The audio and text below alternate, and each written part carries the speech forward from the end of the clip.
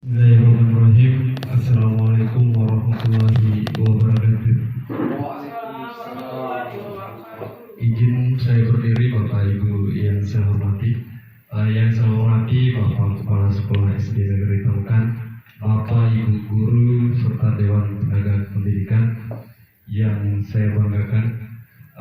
Pertama, mari kita panjatkan puja dan puji syukur kehadirat Allah Subhanahu wa Ta'ala karena berkat limpahan rahmat dan taufiknya sehingga kita dapat hadir di tempat yang berbahagia ini guna melakukan diseminasi tentang aksi nyata mengenai calon guru penggerak angkatan 11 yang berkaitan dengan budaya positif. Nah, budaya positif ini sering kita lakukan setiap hari bahkan di lingkungan sekolah kita. Untuk itu, dalam budaya positif nantinya saya harapkan pada rekan-rekan Bapak dan Ibu Guru untuk aktif di dalamnya memberikan komentar terhadap apa yang saya anggapi atau apa yang saya lakukan dan bukukan di dalam PowerPoint ini. Nah, untuk lebih berkahnya acara ini, marilah sama-sama kita buka dengan basmalah. Bismillahirrahmanirrahim. Selanjutnya mungkin arahan dan kata pengantar dari Bapak Kepala Sekolah kepada beliau kami persilakan terlebih dahulu. Assalamualaikum warahmatullahi wabarakatuh. Yang kami hormati Bapak adalah sebagai guru penggerak, rekan-rekan guru serta tenaga pendidikan. Pada kesempatan ini saya menyampaikan rasa syukur kepada Allah Subhanahu wa Ta'ala yang mana pada pagi menjelang siang ini teman kita yang dipercayai untuk melakukan guru penggerak, mudah-mudahan dengan motivasi ini akan kita bisa sukses dalam melaksanakan tugas. Amin. Tidak berpanjang kalam, marilah acara ini kita lanjutkan dengan sesi berikutnya. Berikut yang bisa kami sampaikan akhiri dengan alhamdulillah. Assalamualaikum warahmatullahi wabarakatuh. Waalaikumsalam warahmatullahi wabarakatuh. Izin berdiri kembali. Terima kasih kami sampaikan kepada Bapak Kepala Sekolah atas pembukaan dalam diseminasi tentang aksi nyata calon guru penggerak angkatan 11 ini yang berkaitan dengan budaya positif yang ada di sekolah kita.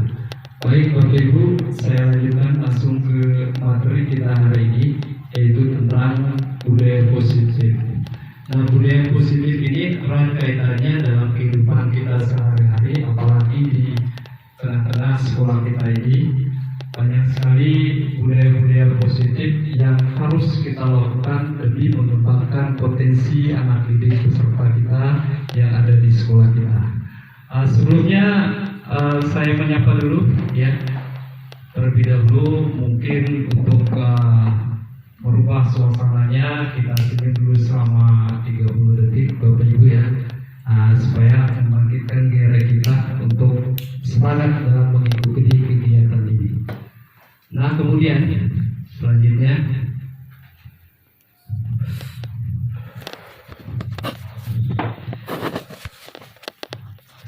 dalam kesepakatan diseminasi pada siang hari ini, saya telah membuat beberapa kesepakatan antara saya dengan bapak-bapak dan ibu dan bapak kepala sekolah. Yang pertama adalah ini yang saya tampilkan di PowerPoint di depan ini. Yang pertama, menghargai siapapun, kemudian menjadi pendengar yang baik, keterbukaan. Bagaimana untuk kesepakatan ini Bapak Ibu, apa bisa disepakati atau ada yang mau ditambah dari Bapak Ibu ini? Pak, silakan. Pas ya? Pas. Ya. Jadi yang pertama menghargai siapapun yang ada di sekitar kita. Kemudian yang kedua menjadi pendengar yang baik. Kemudian keterbukaan dalam berbagi informasi. Kemudian kehadiran dan partisipasi yang aktif dari kita.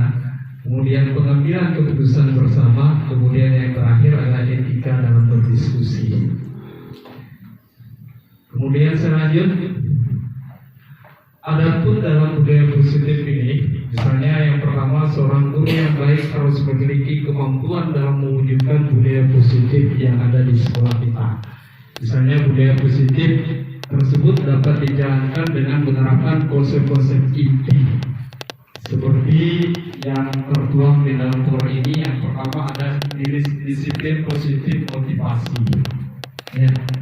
Kalau motivasi ini sering kita berikan kepada peserta didik kita, ya, di mana setiap hari kita melakukan kontrol terhadap anak-anak dari hari Senin sampai dengan hari Sabtu. Setiap paginya kita melakukan kegiatan upacara bendera, kemudian dilanjutkan dengan literasi, ada literasi digital, literasi Al-Quran, dan kegiatan kita, kemudian dilanjutkan dengan kegiatan pawai budaya,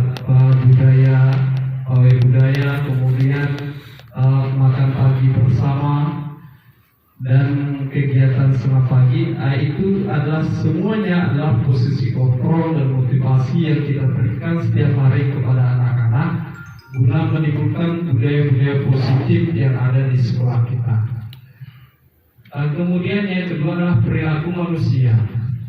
Nah, perilaku manusia ini erat kaitannya dengan budaya-budaya positif. Karena perilaku manusia ini ada yang bersifatnya negatif kadang-kadang, kemudian ada yang bersifat juga positif. Kebanyakan yang positif ini akan tidak tampak dia ketika perilaku negatif ini sekecil pun nampil, maka perilaku yang positif kadang-kadang membiarkan kita. Salah satu kesalahan saja bisa menimbulkan bahaya untuk anak peserta didik kita, yang kita tentunya kita kelola dengan baik supaya memunculkan budaya-budaya positif yang ada dalam diri mereka. Kemudian yang kedua adalah keyakinan sekolah atau keyakinan kelas. Nah, kenapa harus keyakinan sekolah dan keyakinan kelas? Kenapa harus tidak peraturan sekolah saja atau tidak peraturan kelas saja? Mungkin Bapak Ibu bisa menanggapi dalam hal ini. Mungkin kenapa saya tampilkan keyakinan sekolah? Kenapa tidak peraturan sekolah saja atau peraturan kelas saja misalkan? Mungkin ada dari Bapak Ibu yang bisa menanggapi hari ini. Mungkin saya persilakan Bapak Ibu. Iya. Silakan. Ini mic-nya Pak.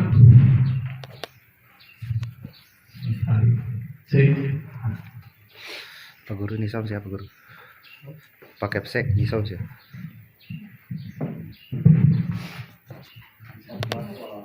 Assalamualaikum warahmatullahi wabarakatuh. Jadi kita lihat di poin ketiga ini adalah keyakinan sekolah atau kelas. Ya. Mungkin perlu saya ingin tahu apa maksud daripada keyakinan sekolah atau kelas itu. Apakah apa namanya itu komitmen sekolah atau apa gitu? Ya. Baik, terima kasih kami sampaikan pada Bapak Rifai. Kenapa saya tampilkan keyakinan sekolah atau keyakinan kelas di sini, tidak peraturan sekolah atau peraturan kelas? Karena dengan keyakinan sekolah ini kita membuat kesepakatan antara siswa, kemudian wali murid dengan pihak sekolah, ya, untuk bagaimana melakukan tindakan-tindakan yang perlu diambil dalam sekolah ini ketika pernyataan atau tingkah laku negatif dari anak-anak tersebut dilakukan. Ya, karena dengan keyakinan sekolah ini kita bersepakat baik dengan orang tua atau siswa secara langsung kita sepakati tentang disiplinnya mereka, kemudian seragam apa yang harus dipakai di sekolah, kemudian datangnya jam berapa, kemudian pulangnya jam berapa, dan lain-lain sebagainya. Itu kita sepakat secara bersama. Kemudian setelah kita sepakati, ya, kemudian baru muncul peraturan-peraturan yang ada di sekolah ini. Kenapa demikian? Kalau kita sepakati secara langsung dengan anak-anak, tentu anak-anak dan warga masyarakat itu tahu bahwa keyakinan yang telah kita lakukan di sekolah itu bahwa benar-benar atas dasar pemikirannya mereka. Nah, kalau kita buat peraturan saja yang terpampang itu, yang dibuat dari sekolah maupun di kelas itu, biasanya anak-anak itu lupa, biasanya tidak mau membaca dan lain halnya. Nah, kalau kita sepakati misalnya keyakinan di kelas saja, kita sepakati dengan anak-anak, misalnya kita sepakat kemudian tiket harus menjalankan tugasnya dengan baik, apakah kita setuju? Nah, ini kita ambil dari pemikirannya anak-anak semua, bukan dari kita. Ya. Kita kali mereka, kemudian kita timbulkan hal-hal yang positif yang harus kita sepakati dengan anak-anak. Mana yang harus kita sepakati, mana yang harus ditambah, dan mana yang harus kita buang. Nah ini, ya.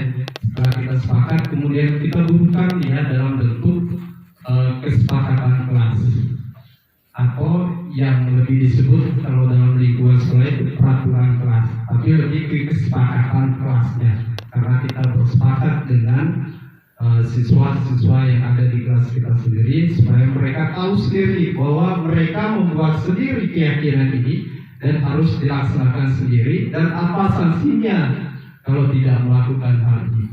Nah, kemudian yang berikut adalah kebutuhan dasar manusia. Nah, kebutuhan dasar manusia ini erat dalam kehidupan kita sehari-hari. Apabila kebutuhan ini biasanya tidak terpenuhi, maka akan timbul hal-hal yang negatif itu, yang buyar dengan budaya positif yang ada di sekolah kita. Kemudian ada posisi kontrol restitusi. Nah, nanti akan saya jelaskan lebih lanjut tentang posisi kontrol restitusi ini. Karena dalam posisi ini sering kita lakukan tanpa menyadari kita pernah melakukan kegiatan ini. Biasanya terjadi pada kasus-kasus anak yang terjadi di tiap hari itu. Kemudian kita tidak sadar telah melakukan yang namanya posisi kontrol restitusi dan segitiga restitusi. Baik, saya lanjutkan. Kemudian yang pertama ada namanya disiplin positif. Ya, disiplin positif sering ya kita kerjakan di sekolah ini. Sadar kita telah diikat oleh aturan-aturan yang baik dari pemerintah maupun yang ada di sekolah ini. Nah, kemudian yang berikut adalah disiplin positif ini merupakan suatu cara penerapan disiplin yang mengajarkan anak bertanggung jawab dan menumbuhkan kesadaran diri berdasarkan nilai-nilai kebajikan mereka. Ada bermacam-macam nilai kebajikan, nanti juga akan saya berikan apa itu nilai-nilai kebajikan yang terhadap anak-anak.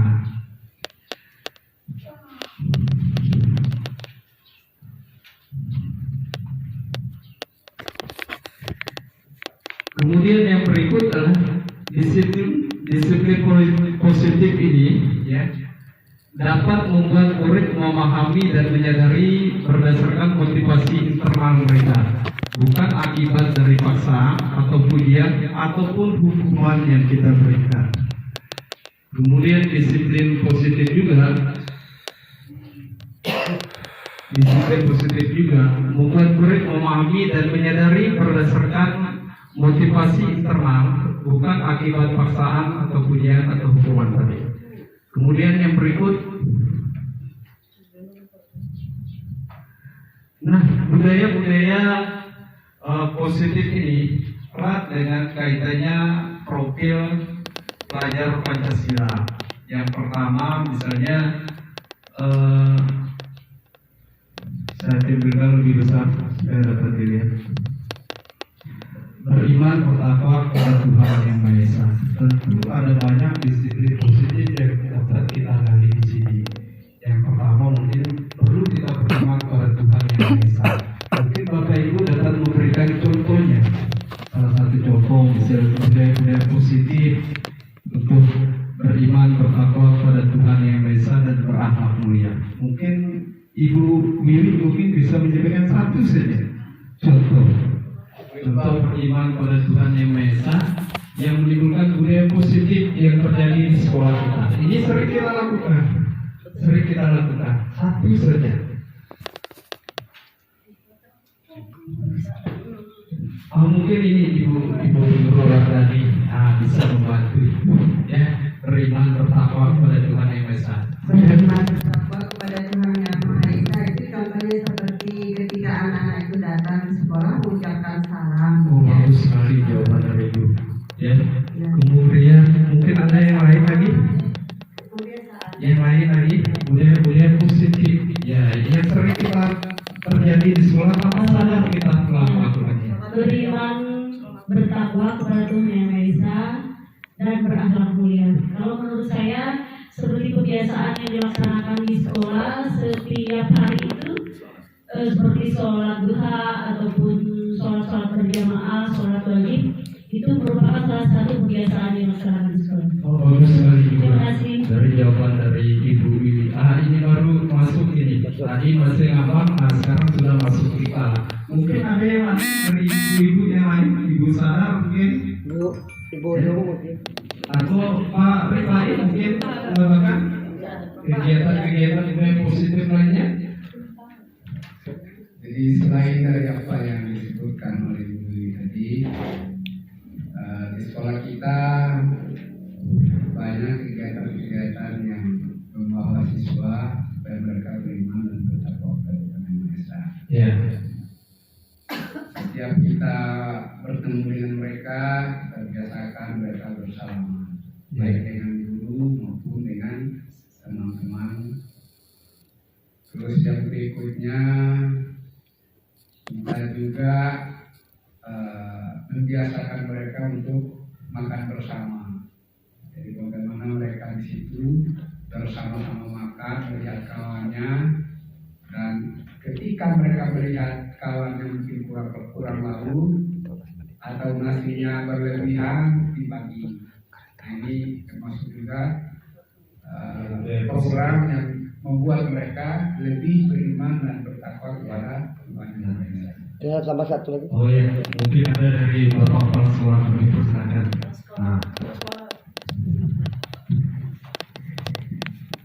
Kalau dari program yang beriman dan bertakwa kepada Tuhan Yang Maha Esa, berakhlak mulia. Seperti berdasar di sekolah kita itu, setiap anak-anak akan masuk kelas, setiap kami menghafal ATN sebagai ujian masuk kelas dan pulang sekolah. Biasanya menghafal ATN. Itu mungkin tambahannya dari saya. Ya, terima kasih. Ya, terima kasih dari Bapak dan Ibu Guru juga Bapak Kepala Sekolah. Ini disiplin budaya positif yang tanpa sadar sudah kita lakukan tiap hari. Ya, baru sekarang mungkin kita munculkan lagi apa. Kemudian dari mandiri juga berperilaku baik terhadap sesama maupun rekan-rekannya. Kemudian berpakaian dengan rapi. Kemudian kalau saat upacara berpakaian lengkap pada saat upacara, ini mandiri. Kemudian berkebinaikan global ini tentang perilaku mereka, ya, baik di lingkungan masyarakat maupun di lingkungan sekolah. Artinya meskipun mereka dari latar belakang yang berbeda, akan tetapi biasanya menghormati teman dan kerabat yang jauh lebih tua dari mereka, maka mereka biasanya di tempat kita itu menggunakan kata-kata yang lebih menyejukkan hati, misalnya dengan kata tabe, kemudian permisi dan lain sebagainya. Kemudian budaya bergotong royong juga, ya. Budaya positif dari gotong royong ini banyak sekali yang kita ambil yang di sekolah kita. Kemudian saya lanjutkan. Kemudian motivasi dan perilaku manusia. Nah, ada beberapa motivasi perilaku manusia. Yang pertama untuk menghindari ketidaknemaan atau hukuman, ya. Kemudian untuk mendapatkan imbalan dan penghargaan dari orang lain. Kemudian untuk menjadi orang yang mereka inginkan dan menghargai diri sendiri dengan nilai-nilai mereka percayai. Nah, ini beberapa motivasi perilaku manusia. Kadang-kadang ada yang tidak nyaman atau hukuman bagi mereka, tapi ini merupakan bentuk motivasi terhadap mereka. Misalnya perilaku anak-anak yang terjadi di sekolah kita ini, misalnya sering membuli teman, kemudian mencubit teman, kemudian menggering teman dengan tidak sengaja dan lain sebagainya. Kadang-kadang ada hukuman-hukuman yang terpaksa kita berikan kepada mereka tanpa sadar. Kita telah melakukan yang namanya motivasi untuk memberikan meskipun tidak nyamanan kepada mereka, tapi berikan motivasi yang akan selalu diingat terhadap siswa tersebut bahwa tidak boleh melakukan tindakan-tindakan yang atau hal-hal yang negatif. Kemudian untuk mendapatkan imbalan atau penghargaan dari orang lain, ini sering juga tanpa sadar kita lakukan tiap hari di sekolah. Misalnya anak mendapatkan nilai yang lebih tinggi atau nilai 100, kita memberikan pujian kepada mereka. Atau ada anak yang datang disiplin kemudian musafah setiap hari, kita memberikan pujian terhadap mereka dan lain-lain sebagainya. Kemudian untuk menjadi orang yang mereka inginkan dan menghargai diri sendiri dengan nilai-nilai yang mereka percaya, ya. Mereka misalnya ada si anak ini, kamu telah berbuat ini, baguslah. Misalnya kita memberikan hal yang budaya positif yang membangkitkan semangat mereka untuk lebih giat lagi. Kemudian saya ingin lanjutkan lagi ke slide berikutnya, yaitu keyakinan sekolah atau kelas.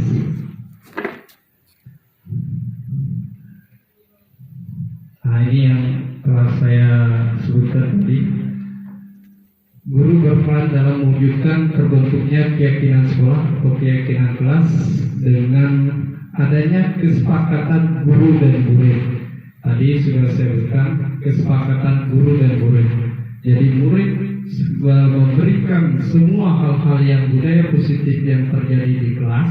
Kemudian oleh guru, apakah kita menyepakati atau menyetujui keyakinan atau kesepakatan itu yang akan dituangkan dalam sebuah peraturan sekolah atau peraturan di kelas itu, supaya tidak apa yang akan dilanggar oleh anak-anak itu bisa secara langsung diketahui karena mereka sudah bersepakat dengan guru maupun sekolah.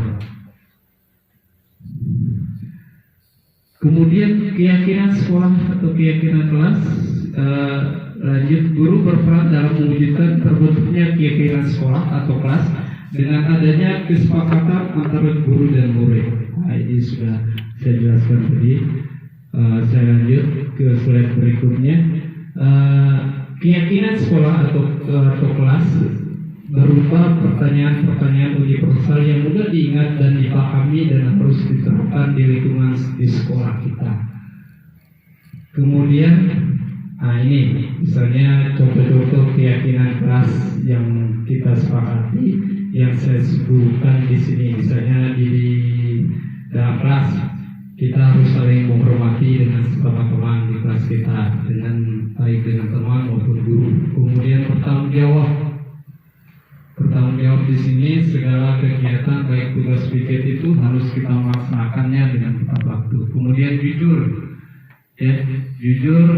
Kemudian kerjasama, kemudian kedisiplinan, kemandirian, kreativitas dan inovasi siswa, kemudian lingkungan belajar yang positif.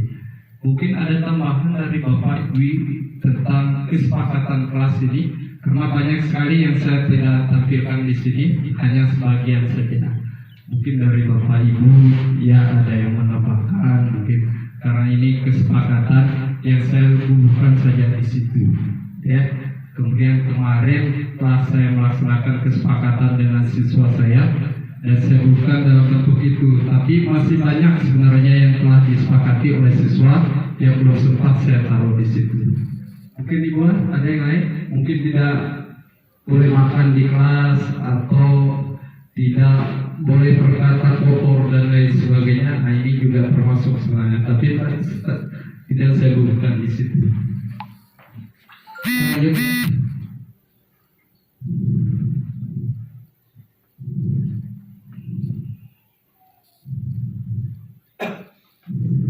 Ice breaking.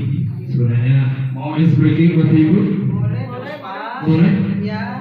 Boleh? Biar nggak ngantuk. Boleh biar mengantuk. Boleh saya persilakan berdiri dulu? Boleh nggak? Boleh. Nah, Berdiri ya. berdiri saja. Ya. Judul ice breakingnya adalah Marina menari di atas menara. Atau Marina menari di atas menara. Kalau ketika marinanya saya sebut, berarti harus ya saya ke diri kita. Kemudian kalau menari begini saja atau boleh begini. Kemudian di atas pundaknya. Kalau menara di atas kepala. Kemudian kalau merananya begini. Ya. Boleh kita coba ya. Saya yang gitu, Bapak Ibu silakan dengan perangkaiannya ya. Saya coba dulu. Marina menari di atas menara. Di atas menara. Marina merana. Ya, kita coba dipercepat ya. Dipercepat. Ya, kita coba. Marina menari di atas menara. Di atas menara Marina merana. Ya, kalau gitu saya ubah ya. Saya acak kalimatnya. Ibu mempraktekkan, Bapak Ibu mempraktekkan. Ya, siap? Konsentrasi Bapak Ibu ya. Ya. Marina menari di atas menara. Di atas menara Marina menara. Menari Marina menara.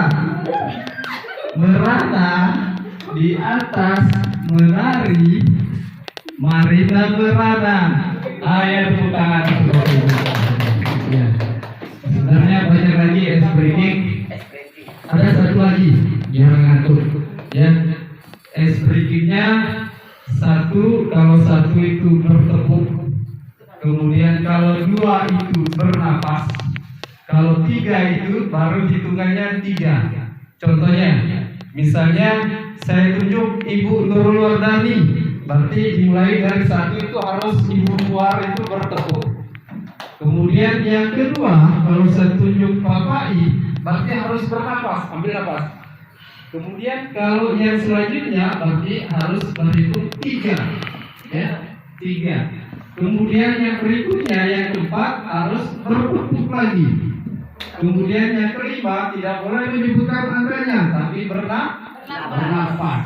Kemudian yang berikutnya harus menyebutkan 6 karena berhitung, ya, dan seterusnya. Paham Bapak Ibu?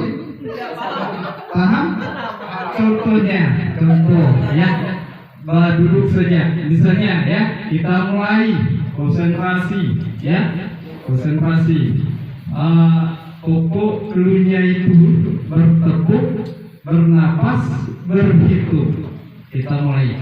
Coba dari luar kita mulai. Ya, terbaik. Terus Ibu I. Terus. Bukan 4 tapi 6 ya. 6 ya. Coba lagi ya. Kita mulai ya. 1, 2, 3.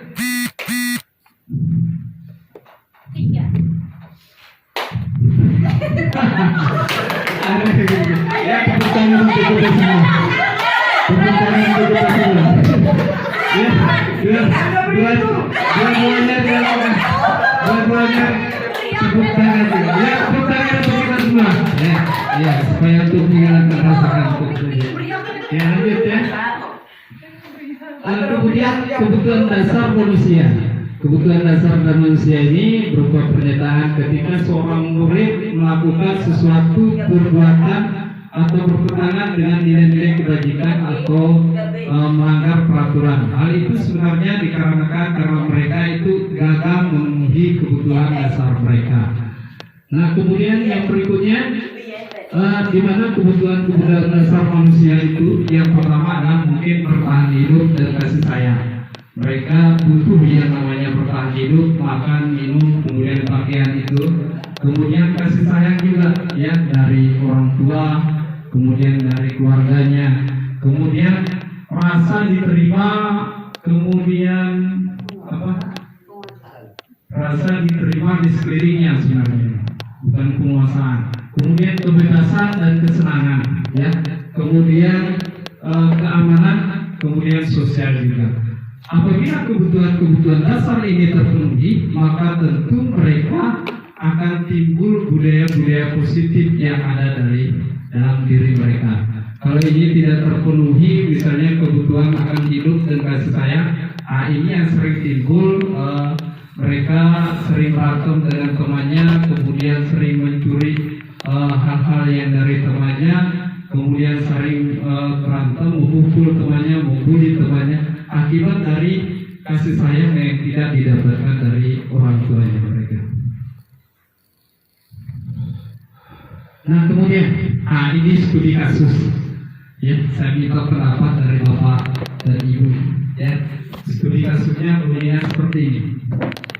Ibu Siti adalah guru wali kelas 5, sedang bingung menghadapi ulah dari satu murid di kelasnya, yaitu Rio. Beberapa anak telah mengeluhkan Rio yang seringkali meminta bekal makan siang mereka dengan paksa. Jika Anda menghadapi situasi seperti Ibu Siti, apa yang akan Anda lakukan? Menurut Anda, apa alasan Rio melakukan hal yang seperti itu? Tadi saya sudah sebutkan kebutuhan dasarnya. Ini contohnya bertahan hidup dan kasih sayang, rasa diterima, kemudian kebebasan, kesenangan, keamanan dan sosial lainnya. Mungkin sebenarnya ada lagi sebenarnya, tapi itu yang memenuhi. Ini apa tadi? Studi kasusnya. Mungkin dari Bapak Ibu bisa memberikan tanggapan dari kasus ini, kasus Ibu Siti, ya, dari kasus Rio ini.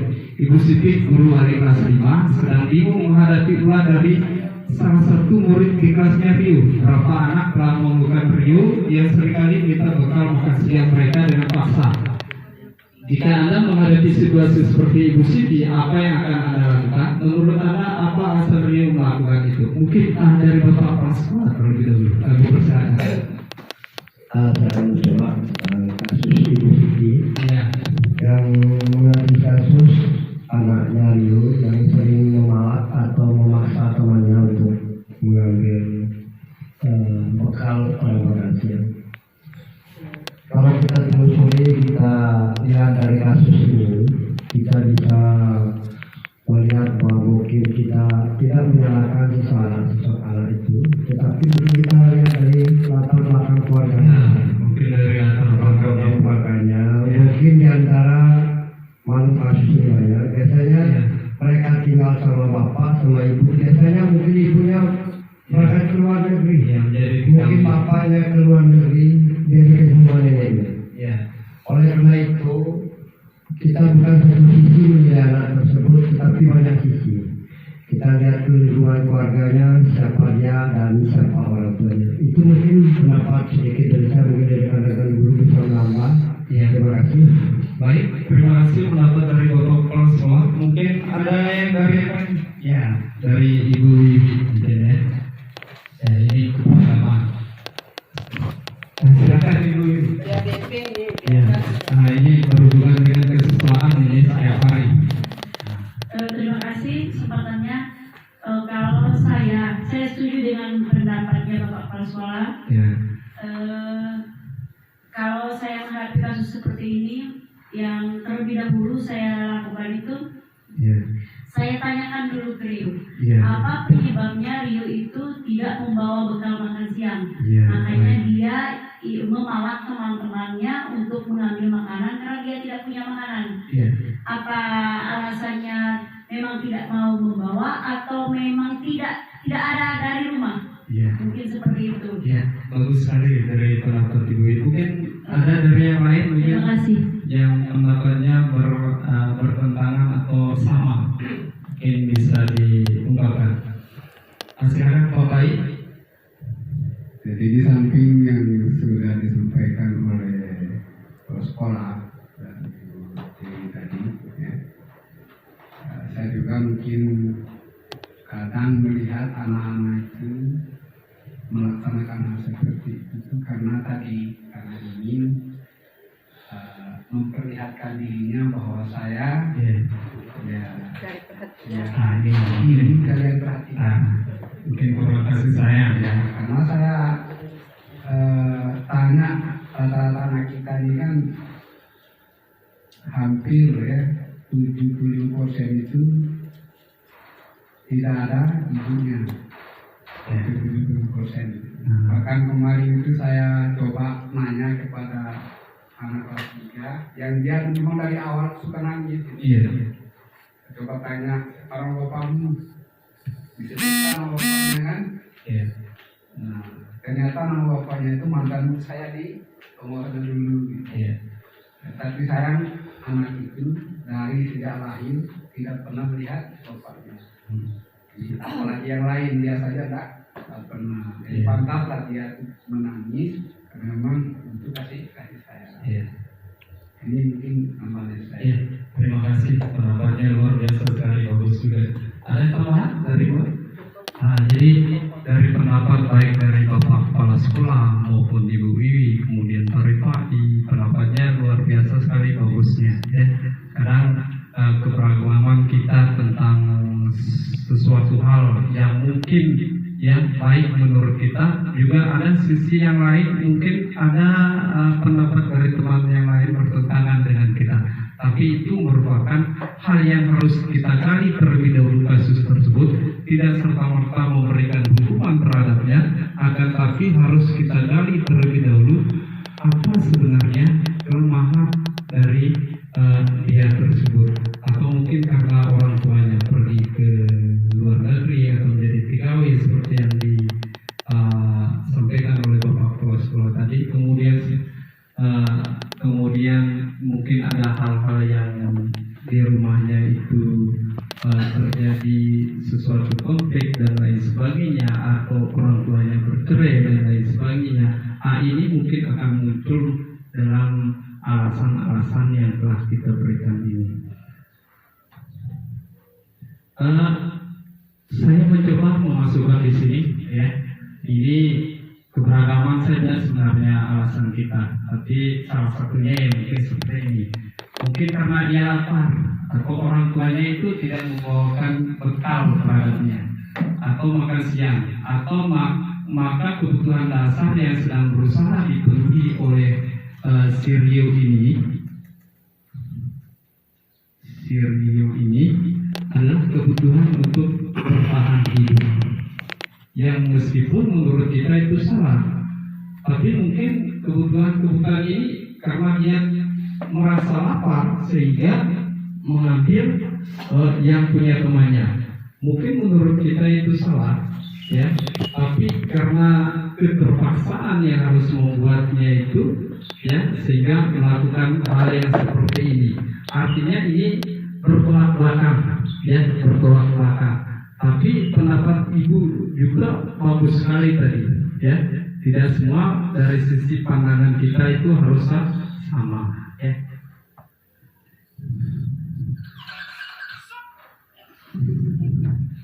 Yang berikut, mungkin karena dia merasa senang temannya itu memperhatikan dia, jadi ini harus akan kasih sayang seperti yang disampaikan oleh Bapak Kepala Sekolah tadi, Ibu Yui juga dan Pak Fari. Mungkin karena orang tuanya itu menjadi tenaga kerja atau TKW, sehingga dia kurang kasih sayangnya. Ketika temannya melaporkan tindakan itu pada gurunya, dan gurunya memberitahu orang tuanya, sehingga orang tuanya jadi memperhatikan dia, maka kebutuhan dasar yang dipenuhi oleh Rio adalah kebutuhan akan kasih sayang dan rasa diterima. Kemudian yang berikut adalah alasan Rio yang ketiga. Mungkin karena temannya ini jadi takut dengan dia dan menuruti keinginannya karena sering dilakukan mungkin ya. Kemudian temannya itu menjadi penakut sehingga dia seringkali meminta bekal kepada temannya tersebut. Kemudian maka kebutuhan Rio yang sedang berusaha dipenuhi adalah berdasar akan kekuasaannya, ya, kekuasaan terhadap dirinya, bahwa merasa dirinya hebat, merasa dirinya kuat, merasa dirinya besar. Ini yang terjadi. Pernah juga terjadi di siswa-siswa kita. Ini sering ya terjadi pemakan. Kemudian alasan yang keempat, mungkin karena dia merasa bosan dengan bekal makanan yang dibawa oleh ibunya dari rumah. Karena ibunya selalu membawakan bekal yang sama.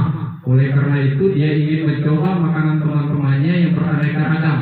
Maka Rio sedang berusaha memenuhi kebutuhan akan kebebasannya. Ya. Kemudian yang berikut alasan yang kelima, karena ia melakukannya mungkin karena iseng saja dan ia menikmati ekspresi wajah teman-temannya yang kesal.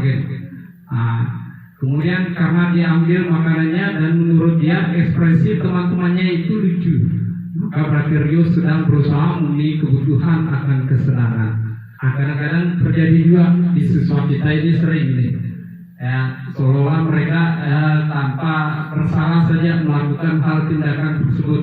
Ini memenuhi kebutuhan akan kesenangannya sendiri. Kemudian posisi kontrol atau restitusi. Nah, posisi kontrol atau restitusi ini ada 5 posisi kontrolnya, di mana guru sebagai penghukum, kemudian guru sebagai pembuat merasa bersalah, guru sebagai teman, guru sebagai pemantau, dan guru sebagai manajer. Ini sering saya lihat ini terutama di Pak Pike, terutama di Ibu Wiwi, terutama di Buat, terutama di Pak Rifai, terutama di Ibu Sadaria dan rekan-rekan lainnya. Ada semuanya di sini termasuk. Misalnya yang pertama sebagai guru sebagai penghukum, ya, ketika anak sedang melakukan kasus, ya, membuli temannya atau mengerjai temannya sehingga sampai menangis, kadang-kadang ini kita berikan hukuman karena hukuman ini sudah sangat pas bagi mereka karena tindakan mereka yang sangat keterlaluan dan beberapa waktu dilaksanakan ini. Kadang-kadang kita memberikan hukuman terhadap mereka, ya. Ini untuk memberikan efek jerah kadang-kadang, ya. Ini sebagai penghukum. Kemudian guru sebagai pembuat merasa bersalah. Pembuat merasa bersalah ini kadang-kadang saya melihat dari kasus yang saya lihat terhadap penyelesaian Ibu Wiwi Eka biasanya. Pembuat merasa bersalah. Ini sering terjadi, kadang anak itu dibuai dulu, ya, kemudian artinya diangkat dulu, kamu ini nak boleh berbuat demikian. Tapi ada hal-hal yang harus buat ini yang sangat timbul dalam pribadi Ibu ini sangat luar biasa sekali yang sering saya lihat. Ini sebagai pembuat merasa bersalah, sehingga anak-anak itu kadang-kadang keluar sendiri air matanya, menangis karena merasa bersalah terhadap tindakan yang pernah dilakukannya. Ini sering saya lihat pada diri ibu kita, Ibu Wiwi, ya. Kadang-kadang terhipnotis oleh kata-kata yang dikeluarkannya, ya. Kemudian guru sebagai teman, ya. Guru sebagai teman ini memberikan pandangan terhadap siswa yang telah melakukan kasus-kasus. Artinya kita mensejajarkan dengan teman kita, dengan siswa tersebut, bahwa kita adalah sebagai temannya dia, menanyakan kenapa hal tersebut bisa dilakukannya, ya. Kemudian guru sebagai pemantau. Nah, kalau guru sebagai pemantau ini, kita pantau siswa ini. Kadang-kadang kalau melakukan beberapa kali kasus, kita ulang-ulang lagi, karena setiap kali dia melakukan kasus, berarti dia terpantau terus hal-hal yang negatif yang telah dilakukannya yang bertentangan dengan aturan-aturan dan tata tertib sekolah. Misalnya di upacara kamu tidak membawa kopi, membawa nasi, kemudian malas, kemudian tidak melakukan tugas piket. Ini pemantau yang kita lakukan, yang kita sandingkan dengan aturan-aturan yang ada di sekolah kita. Kemudian yang terakhir guru sebagai manajer. Kalau guru sebagai manajer ini lengkap sekali, baik yang di atas 1, 2, 3, 4. Kemudian sebagai manajernya yang terakhir, kadang-kadang memberikan beberapa solusi terhadap peserta didik, misalnya tentang merasa bersalahnya ia masuk di situ, kemudian sebagai teman, kemudian sebagai pemantau, dan yang terakhir manajer ini memberikan solusi atas masalah yang telah dilakukannya. Nah, ini sebagai manajer dan mencari jalan keluarnya bagaimana terhadap masalah tersebut. Ini posisi sebagai manajer, ya. Kemudian kita lanjutkan.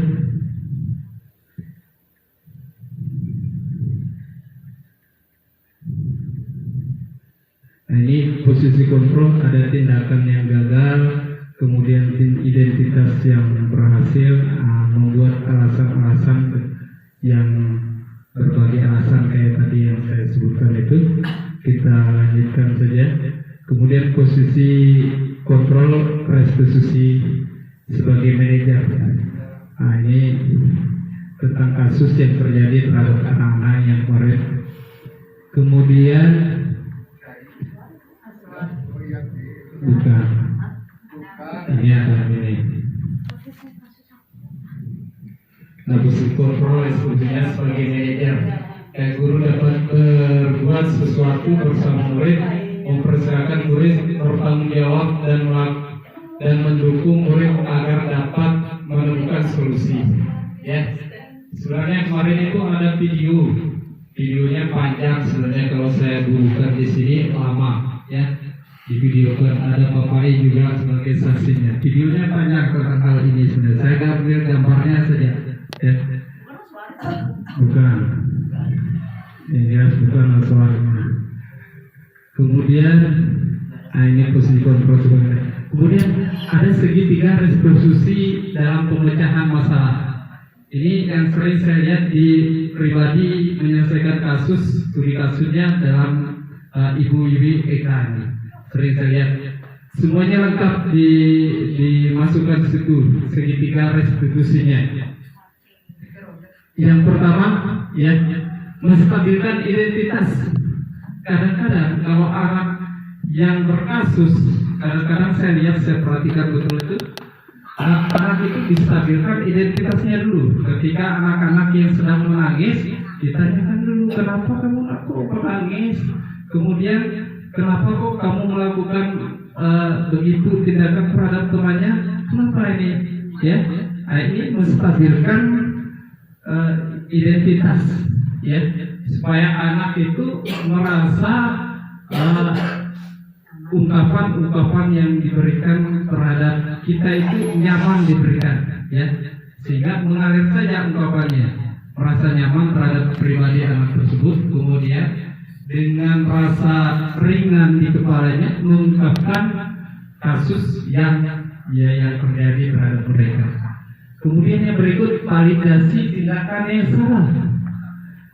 Nah, validasi tindakan yang salah ini biasanya saya lihat juga, saya perhatikan, ya. Kenapa kamu sebenarnya kamu tidak boleh melakukan hal-hal yang seperti itu. Ini bertentangan dengan, ya, aturan sekolah misalnya. Sebenarnya kamu itu boleh melakukan seperti ini, akan tetapi kamu itu harus begini-begini. Sering saya lihat di pribadi Ibu Iwi Eka, kemudian Ibu War juga, pokoknya ibu-ibu dalam melaksanakan studi kasus ini. Kemudian yang berikut menanyakan keyakinannya. Yang terakhir penyelesaiannya menanyakan keyakinan. Biasanya karena kalian telah melakukan hal yang seperti ini, kira-kira kalian itu mau nggak berubah atau mau nggak tidak melakukannya lagi, Nah, ini keyakinan yang terakhir. Karena timbul keyakinan, maka dengan secara sendirinya kita membuat kesepakatan terhadap anak ini itu bahwa tidak lagi ya melakukan hal-hal yang tidak diinginkan atau hal-hal yang negatif. Ya. Kemudian yang berikut, nah ini contoh menstabilkan identitas, yaitu tadi melakukan berdasarkan prinsip bahwa membuat kesalahan adalah bagian dari proses pembelajaran yang nantinya akan menggeser identitas gagal ke arah identitas yang sukses. Kemudian yang berikut adalah menstabilkan identitas, membuat salah satu hal yang manusiawi. Tidak ada manusia yang sempurna. Kita pasti bisa menyelesaikan permasalahan ini, Bapak Ibu. Tidak tertarik untuk mencari tahu siapa yang benar, siapa yang salah. Bapak Ibu lebih tertarik untuk menyelesaikan masalahnya. Kalau Bapak Ibu menyalahkan dirinya sendiri terus menerus, apakah kita ini bersikap baik, ya, baik terhadap diri kita sendiri. Kemudian yang berikut adalah validasi tindakan yang salah. Seperti yang saya sebutkan tadi, adalah salah satu yang dilakukan berdasarkan prinsip bahwa setiap perilaku berupaya memenuhi sesuatu kebutuhan tertentu, sehingga guru atau orang tua ya akan bergeser dari pemikiran stimulus respon menjadi proaktif, ya, sehingga alasan-alasan mereka itu dapat keluar saja, ya, tanpa dipaksakan lagi oleh kita ini. Kemudian yang berikut, validasi tindakan yang salah. Nah, ini yang saya utarakan tadi. Kemudian menanyakan keyakinan. Apakah keyakinan yang kalian lakukan itu sudah sesuai tidak dengan kesepakatan yang telah kita lakukan tadi? Misalnya, kalau tidak, apa yang harus kalian lakukan? Misalnya melakukan tindakan yang salah atau ada studi kasusnya. Apakah ini bertentangan dengan aturan-aturan kelas atau aturan-aturan sekolah? Seperti ini, misalnya tentang menanyakan keyakinan. Kemudian, seorang guru yang baik harus memiliki kemampuan dalam mewujudkan budaya positif di sekolah. Budaya positif tersebut dapat dijalankan dengan menerapkan konsep-konsep seperti ini. Misalnya disiplin positif, motivasi, perilaku manusia, keyakinan sekolah atau keyakinan kelas, keputusan dasar manusia, posisi kontrol restitusi, dan segitiga restitusi. Nah, ini adalah keragaman dari seseorang yang harus memiliki budaya-budaya positif yang ada di sekolah, lengkap terangkum dalam 6 kegiatan ini, ya, disiplin, perilaku manusia, keyakinan sekolah, kebutuhan dasar manusia, posisi kontrol atau restitusi, kemudian segitiga restitusinya yang terakhirnya, ya. Kemudian yang terakhir adalah terima kasih saya ucapkan pada Bapak dan Ibu, kemudian juga Bapak Kepala Sekolah atas perhatiannya yang dalam melakukan diseminasi terhadap budaya positif pada hari ini. Maka saya akhiri materi saya dengan mengucapkan alhamdulillahirobbilalamin, wassalamualaikum warahmatullahi wabarakatuh. Terima kasih untuk kita semua. Tepuk tangan untuk kita semua dulu. Terima kasih Bapak Ibu, kami sampaikan sekali lagi. Terima kasih.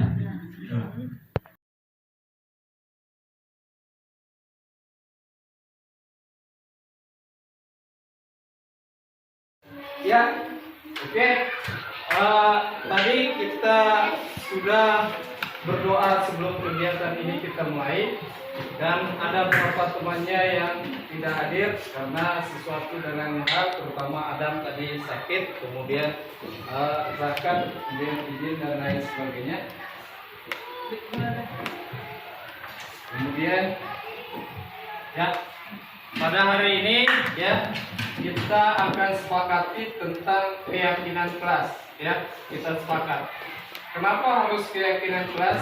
Karena ya dengan keyakinan kelas ini bahwa pikiran kalian tentang aturan-aturan yang akan kita terapkan nanti itu berdasar dari kalian pribadi masing-masing. Tidak Pak Guru tentukan sendiri, tidak sekolah yang menentukan, tapi berdasarkan hasil kesepakatan kita. Karena hasil kesepakatan kita, maka kalian tentunya pasti akan mengingatnya, ya. Pasti akan mengingat aturan-aturan atau keyakinan kelas yang kita sepakati bersama. Oleh sebab itu, ya, dalam menentukan keyakinan kelas ini nanti, Pak Guru harapkan partisipasi baik dari kalian. Nah, keyakinan kelas ini nanti kalian tulis pada sticky note ini, ya.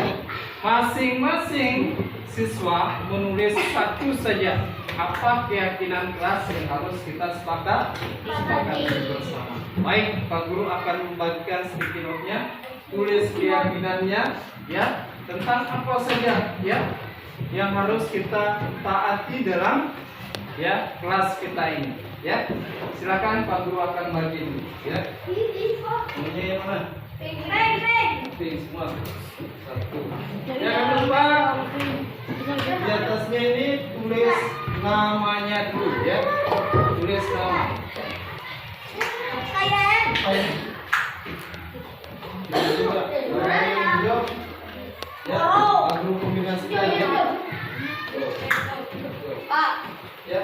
kita sama ibu. Ya, silakan pikan. Apa ini? Boleh, Pak. Apa ini? Hijau. Hijau. Pink juga. Ini. Tinggal waktunya.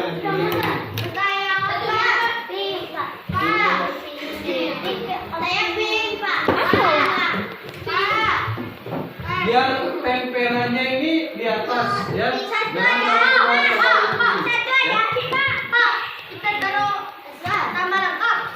nama panggilannya sih. Ya. Ini singkat hijau. Ini aja. Ya. Biar ini pink hijau kuning. Apa? Kombinasi, ya. Hijau.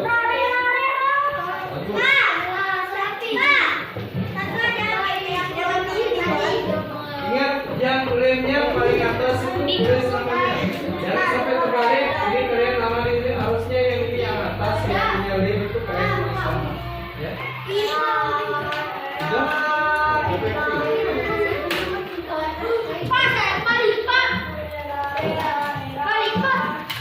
Tidak boleh. Sudah? Nah, kuning hijau. Pink juga. Ini loh. Satu saja tulis namanya terlebih dahulu. Tulis namanya terlebih dahulu. Dulu. Tulis Oh. namanya dulu. Apa? Ya.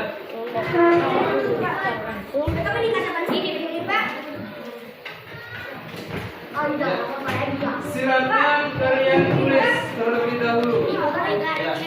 Sudah? Tempel di mana saja? Iya. Bagus. Ini yang sudah selesai. Silakan yang sudah selesai tempel di sini. Ya.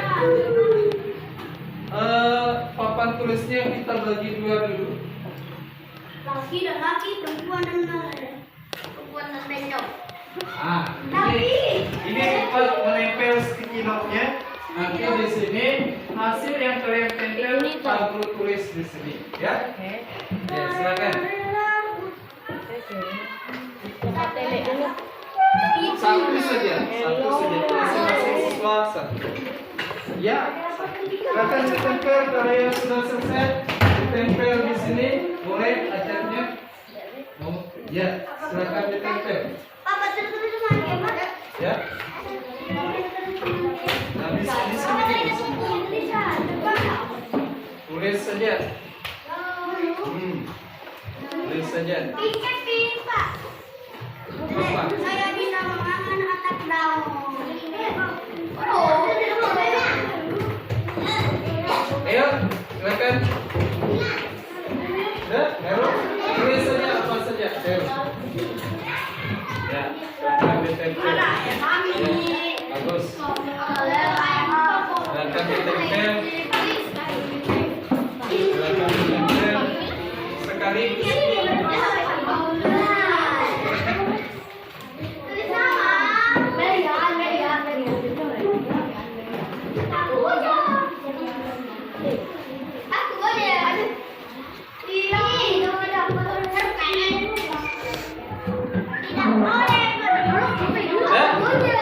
Yang sudah silakan duduk. Yang sudah silakan duduk. Yang sudah silakan duduk. Yang sudah silakan duduk.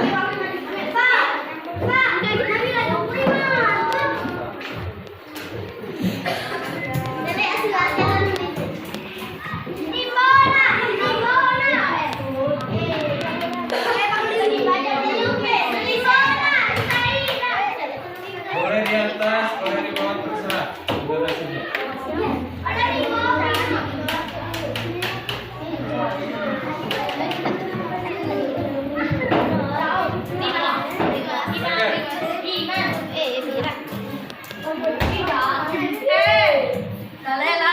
Baik.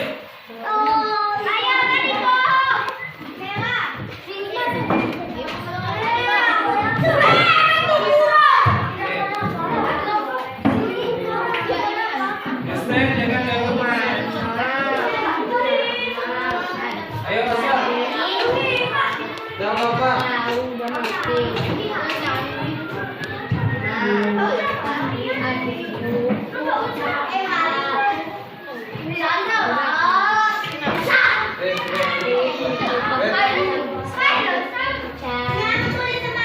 Udah. Asal sedikit. Ya, silakan duduk kalian sambil kita temannya satu orang lagi, ya, satu orang temannya, ya. Kita coba bermain seperti kayak kemarin, ya. Coba perhatikan Pak Guru dulu, ya. Konsentrasi. Ya, sudah siap ya. Nah, ice breaking baru lakukan ice breaking dulu. Artinya untuk membangkitkan semangat kita, ya. Ya. Konsentrasi. Dimulai. Nah, tepuk 1, tepuk 2, tepuk 3, tepuk 1 kali, tepuk 2 kali, tepuk 3 kali. Sekarang permainan kita sama seperti yang kemarin, ya. Ketika Pak Guru suruh silakan langsung tempel, ya. Permainannya, ya, hitungan 1 artinya bertepuk, hitungan kedua bernafas, dan hitungan ketiga berdiri. Ya. Ya, pertama berhitung, kedua bernafas, ketiga bertepuk. Ya, baik, ya. Permainan kita berhitung, bernafas, dan bertepuk. Pada hitungan keempat sebutkan angkanya. Hitungan kelima harus bertepuk lagi, dan seterusnya, ya. Ya, siap? Konsentrasi. Mulai. 1. Salah. Kita ulang lagi, ya. Hitungan pertama itu berhitung, yang keduanya bernafas, yang ketiga baru bertepuk. Kita ulang sekali lagi. Konsentrasi. Mulai. 1. 4. 5. Salah. Ya. Kita ulang lagi sekali, ya. Konsentrasi. Dimulai. Mulai. 1. 4. Ya, bagus. Ya, tepuk tangan dulu untuk kita semua. Ya. Itu, ya. Nah, sekarang kita kembali ke apa yang kalian tulis, ya. Apa yang kalian tulis tentang beberapa keyakinan yang nanti menjadi patokan kita dalam menaati segala aturan yang telah kita sepakati bersama melalui kesepakatan kelas ini. Baik, ya. Guru akan membacakan. Yang pertama ada Aswar. Tidak boleh berisik di dalam kelas. Setuju enggak? Tidak boleh berisik di dalam kelas, ya. Kita taruh dulu di sini. Kalau ada yang sama nanti, ya. Kalau ada yang sama, kita tempel tempat yang sama, ya. Kemudian yang kedua ada dari Nela, ya. Nela tidak boleh makan di kelas, setuju nggak? Ya.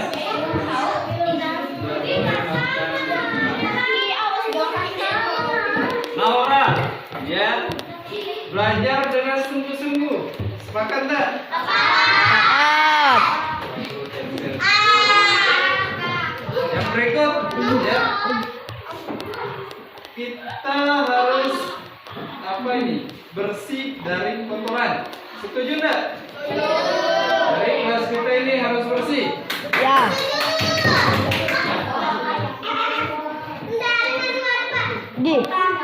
Kemudian dari pendapatnya Gian ini tidak boleh mencela teman. Sepakat enggak? Ya, tidak boleh berisik dan makan.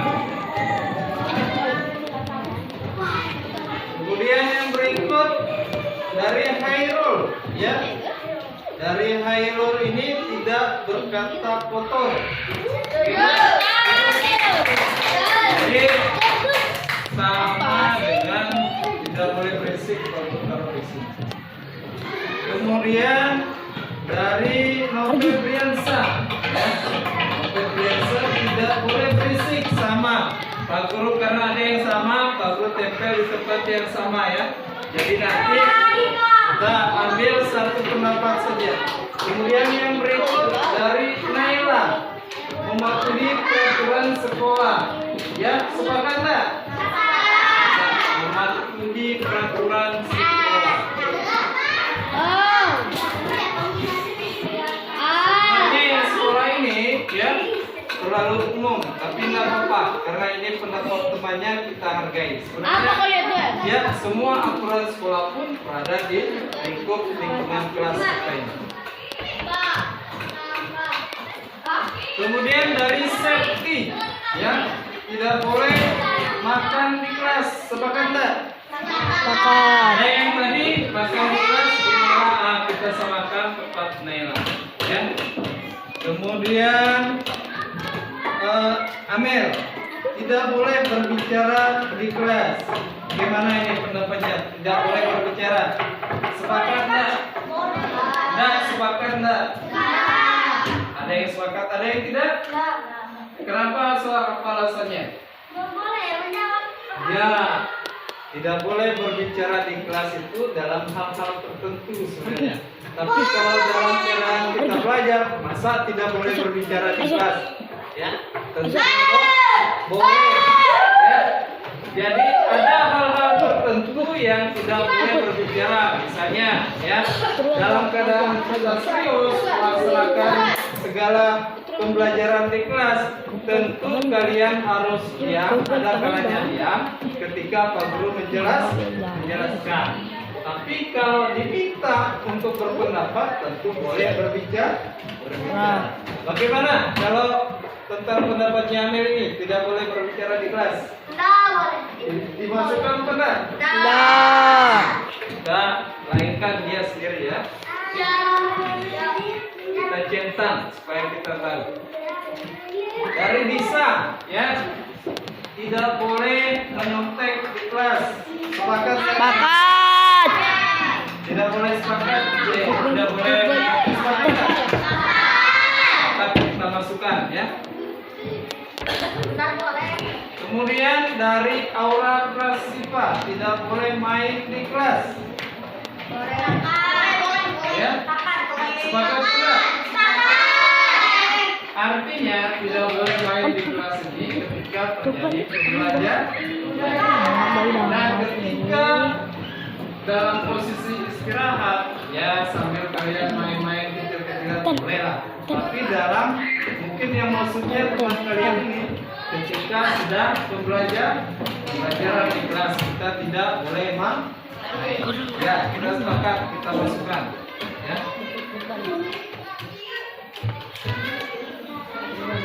Kemudian dari Putri tidak boleh bermain saat belajar. Ini yang bagus ya. Ini langsung ditulis tidak boleh bermain saat belajar. Sama pendapatnya tentang aura tadi dengan aura di sini dia. Kemudian Nabila tidak boleh mencela nama orang tua. Sepakat ini? Sepakat. Jangan sampai saling mencela lagi.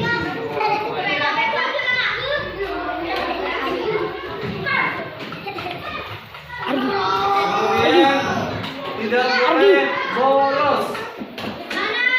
Sepakat ini?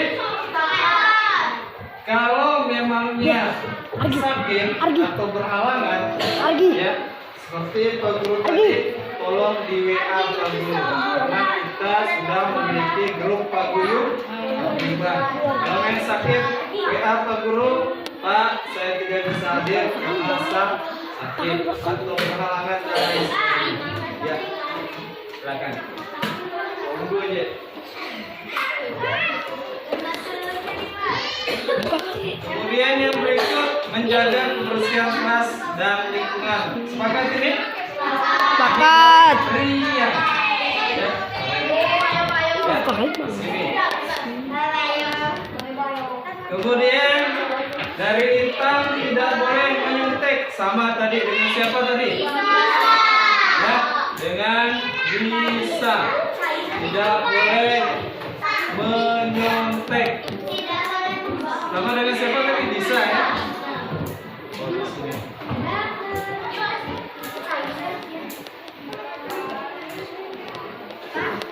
Kemudian dari Pira tidak boleh makan dalam kelas. Sama kayak siapa tadi nih? Naila ya, ini. Ya. Kemudian dari Davi tidak boleh merusak fasilitas sekolah. Ya. Terus dari fasilitas yang ada di ruang ini tidak boleh dirusak. Ya.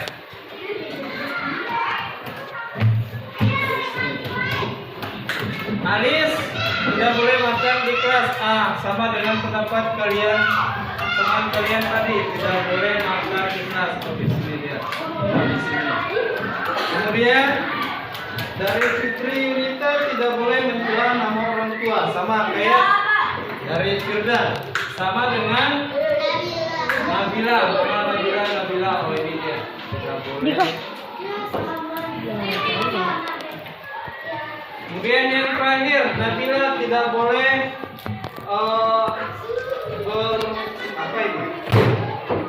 tidak boleh membuli teman. Ya, sepakat dari Sepakat. juga. Ya, Pak Guru tulis ya. Ini kesepakatan yang kalian buat. Argi.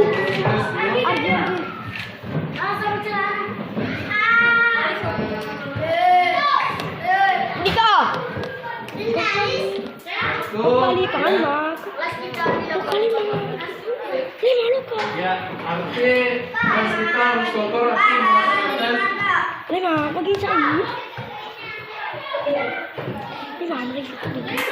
tugas sedikit ya. Diam sudah. Duduk. Yang kedua, ya.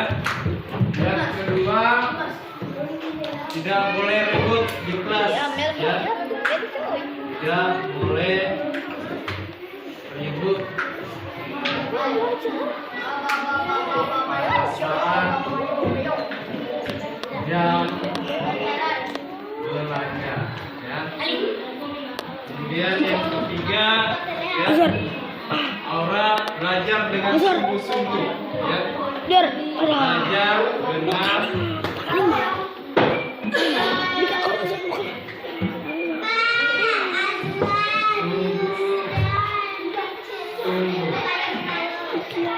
Kemudian dari Gian tidak boleh mencela teman. Arti menghormati teman, ya, menghormati.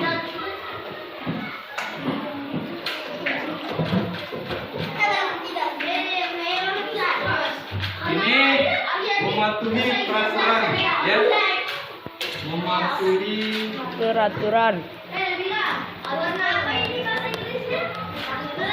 peraturan kelas. Nah, Risa tidak boleh menyontek.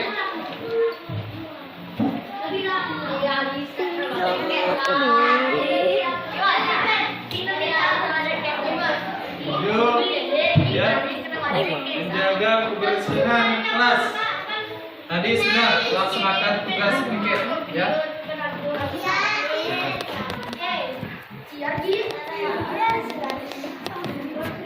Menjaga kebersihan lingkungan, sama ya. Tadi melaksanakan tugas piket. Kemudian, ya biarkan. Kemudian dari safety tidak boleh makan di kelas. Sudah tidak boleh makan di kelas. Tidak boleh.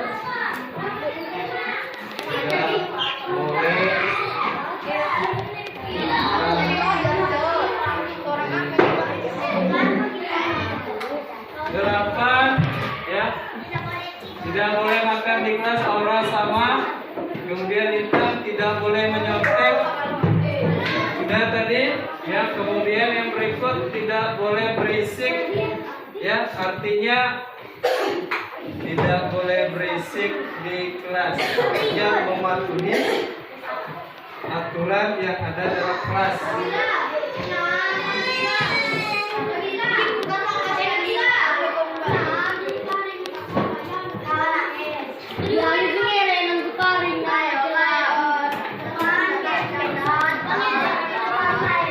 Kemudian tidak boleh bermain saat belajar, ya. Tidak boleh ribut.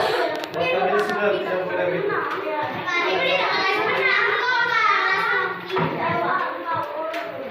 Tidak bermain.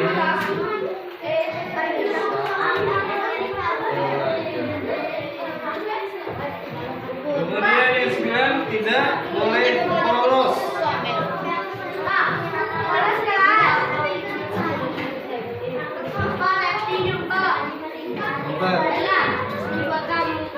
Perhatikan semuanya di sini dulu, ya. Kemudian Alis tidak boleh makan di kelas. Sudah ada ini? Tidak boleh, sudah. Tidak boleh merusak fasilitas kelas, ya. Tidak merusak fasilitas kelas. Yang ke-11, tidak membuli teman, ya. Sudah ada ini? Tidak membuli teman, sudah ada, ya.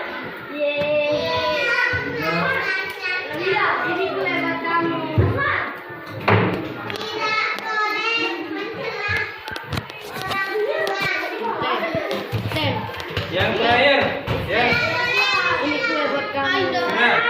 Sudah boleh mencela orang tua, sudah ada. Apalagi yang ada di sini, ya. Ya, itu tadi menghormati teman, sudah.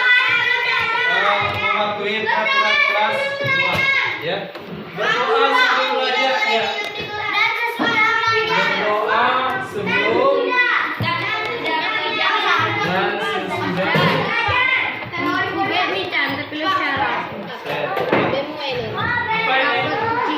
Dimas tidak boleh berisik, sudah, ya.